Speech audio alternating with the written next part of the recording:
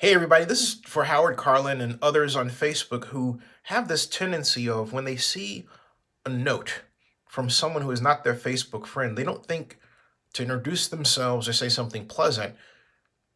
They only respond to what that person wrote and their interpretation of what that person wrote without asking about it with something that is mean and hostile. That is common standard. It is happening too much, and I contend it's contributing to a number of social ills in the real, that is, offline world.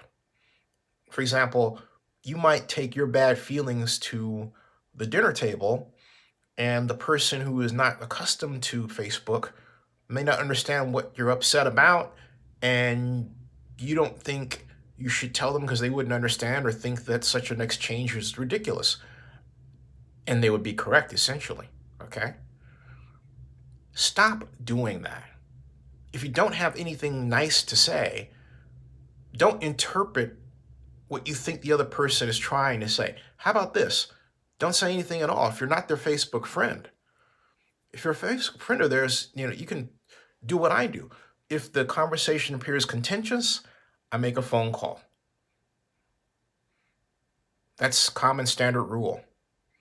But the way you're doing it is wrong. And you can't say, well, Rudy is a bad person because he goes around infecting people without a mask. It's not that I don't know Rudy Giuliani. And I agree that practice in and of itself is bad.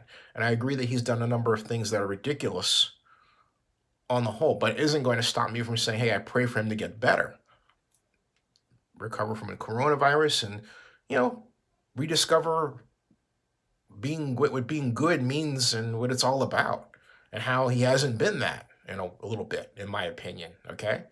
But there are others who would disagree. That's America.